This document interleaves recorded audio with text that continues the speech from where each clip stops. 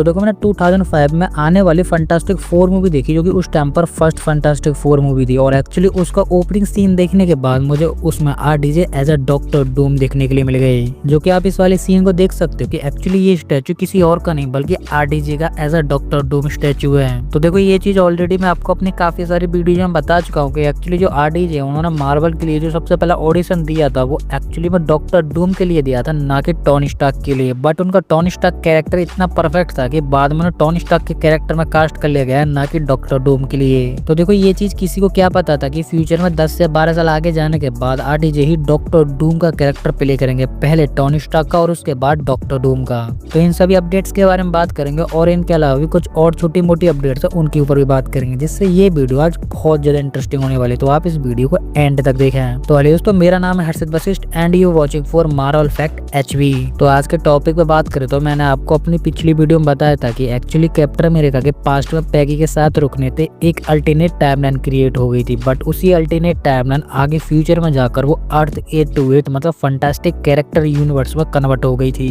तो देखो कैप्टन के पास्ट में रुकने थे बहुत बड़ी प्रॉब्लम क्रिएट हो गई थी, और वो प्रॉब्लम थी इनकर्जेंस, जो कि अभी यूनिवर्स में हो रहा है और आगे यूनिवर्स इनकर्जेंस की वजह से डिस्ट्रॉय भी होने वाला है। बट कैप्टन के इसी कांड से एक अच्छा काम भी हुआ था, और वो अच्छा काम था अर्थ 828 यूनिवर्स क्रिएट होना। तो देखो अर्थ 828 एग्जिस्टेशन में तो आ गया था बट रियलिटी में नहीं आया था। वो रियलिटी में तब आया था जब कैप्टन अमेरिका के इनकर्जेंस की वजह से डॉक्टर डूम के एक्चुअली में एक्सपेरिमेंट फेल हो गए थे और उसकी फैमिली खत्म हो गई थी, जिसके बाद जो अर्थ 828 है मतलब जो फंटास्टिक मेंबर्स वाला यूनिवर्स है एक्चुअली में वो रियलिटी में आया था। तो डॉक्टर डूम अपने साथ होने वाले जितने भी प्रॉब्लम क्रिएट हुई या फिर जितने भी कांड हुए उनका जिम्मेदार कैप्टन अमेरिका को मानता है, जिससे वो कैप्टन को टपकाएगा एंड फंटास्टिक मेंबर्स को भी टपकाएगा। तो देखो मैं यहाँ पर आपको एक बात और बता देता हूँ कि फंटास्टिक 4 फर्स्ट स्टेप में भी कैप्टन अमेरिका का भी एक इंपॉर्टेंट सीन होने वाला था, बट उसे एंड में हटा दिया गया था। और वो इसलिए क्योंकि किसी को ना पता चले कि अर्थ 828 कैप्टन अमेरिका के इनकर्जन से कनेक्टेड है। और ये अपडेट पब्लिश करी है एक इनसाइडर रिपोर्ट ने, जिससे अपनी रिपोर्ट में इनसाइडर ने ये भी पब्लिश करा है कि एक्चुअली कैप्टन अमेरिका जो दिखाए जाने वाले थे वो एज एक पोस्ट क्रेडिट सीन में दिखाए जाने वाले थे, जहाँ पर डॉक्टर डूम अभी प्रेजेंट के टाइम में दिखाया गया है। तो देखो सीन कुछ इस तरीके का होने वाला था कि डॉक्टर डूम फंटास्टिक यूनिवर्स में एंट्री लेता और उसके बाद वो रीड से बात करता, फ्रैंकलिन से बात करता, जिससे रीड एंड डॉक्टर डूम साथ में कैप्टन अमेरिका के पास जाते और वो अर्थ 616 से टीम अप करने के लिए या फिर वहां पर जाकर उन कैरेक्टर्स को अपने साथ मिलाने के लिए बात करते हैं। तो देखो ये वाली बात थोड़ी ठीक भी और थोड़ी लॉजिकफुल भी है, क्योंकि कैप्टन अमेरिका को हम लेके जाएंगे अर्थ 616 में, फैल्कन की टीम में, बग्गी की टीम में, अवेंजर्स, हल्क जितने भी कैरेक्टर्स हैं या फिर वकांडियंस हो, तो वो इजीली कैप्टन जो भी कुछ बताएगा उनको या फिर यूनिवर्स के बारे में बताए, इनकर्जेंस के बारे में बताए, तो वो इजीली ट्रस्ट कर लेंगे। और यहीं डॉक्टर डूम और फ्रैंकलिन या फिर रीड रिचर्ड ये सब जो कैरेक्टर हैं ये डायरेक्टली जाके अर्थ 616 पर बात करेंगे, किसी भी और कैरेक्टर से, फैल्कन से बात करेंगे, बग्गी से बात करेंगे या फिर वकांडियन से बात करेंगे, तो यहाँ पर कोई भी ट्रस्ट नहीं कर पाएगा। तो इसी के साथ ये वाला सीन फंटास्टिक 4 फर्स्ट स्टेप में होने वाला था, बट इसको रिमूव कर दिया है। और वो रिमूव इसलिए किया गया थी एक्चुअली फंटास्टिक 4 में कैप्टन दिख जाते या फिर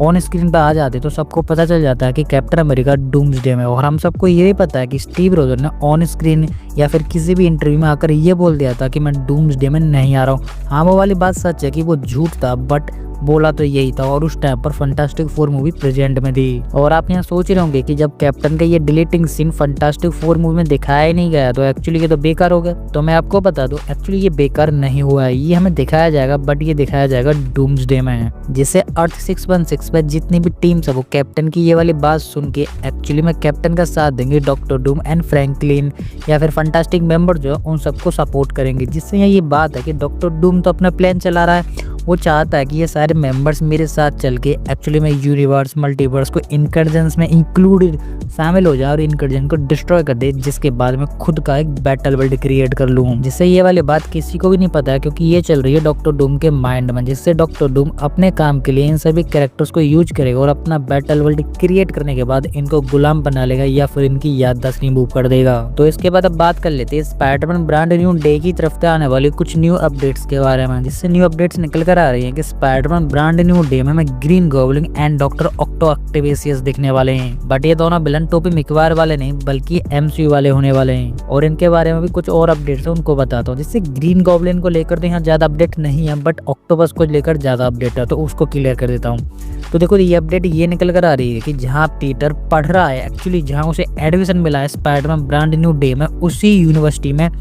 डॉक्टर ऑक्टोपस एंड अपने हैरी भाई पढ़ा रहे हैं। तो प्रोफेसर ऑक्टोपस एक्चुअली में अपनी यूनिवर्सिटी में ये सिखाते हैं कि 4 टेंटिकल्स को कैसे बनाते हैं, अपनी बॉडी से कैसे कनेक्ट करते हैं, और उसका इस्तेमाल करके विलन्स या फिर किसी भी स्ट्रीट फाइट में इजीली सर्वाइव कैसे कर सकते हैं। जिसके लिए हैरी भाई भी डॉक्टर ऑक्टोपस की एक्चुअली में उसी यूनिवर्सिटी में हेल्प करेंगे। बट अभी ये अपडेट नहीं निकल कर आ रही है कि डॉक्टर ऑक्टोपस फ्रेंडली होने वाले हैं या फिर एक ब्रूटल विलन होने वाले हैं। तो इसके बाद अब नेड के बारे में बात कर लेते हैं, जिससे नेड को लेकर भी यहाँ अपडेट्स निकल कर आ रही है। जिससे नेड को लेकर ये अपडेट्स निकल कर आ रही है कि नेड पढ़ते पढ़ते एक कंपनी में जॉब करेगा। और इसी के साथ यहाँ ये भी अपडेट निकल कर आ रही है कि स्पाइडरमैन ब्रांड न्यू डे में एक्चुअली में डूम को ज्यादा प्रमोट नहीं किया जाएगा, बल्कि प्रमोट किया जाएगा स्पाइडरमैन 5 को, क्योंकि स्पाइडरमैन ब्रांड न्यू डे एक स्ट्रीट लेवल की विलन मूवी होने वाली है, ना कि वो यूनिवर्स मल्टीवर्स से कनेक्टेड होने वाली है। इसी वजह से ये डूम से नहीं कनेक्टेड हो पाई और ये कनेक्ट होगी स्पाइडरमैन 5 से। तो इसी के साथ ब्रांड न्यू डे में स्पाइडरमैन की सारी चीजों को कनेक्ट किया जाएगा स्पाइडरमैन 5 एंड स्पाइडरमैन 6 से, क्योंकि मार्वल के आगे आने वाली मूवीज भी स्पाइडरमैन 6 एंड स्पाइडरमैन 5 ही हैं, और मार्वल की तरफ से आने वाली स्पाइडरमैन 5 एंड स्पाइडरमैन 6 भी पूरी तरह से स्ट्रीट लेवल की विलन मूवीज होने वाली है। हाँ, ये बताया जा रहा है कि 6 मूवी थोड़े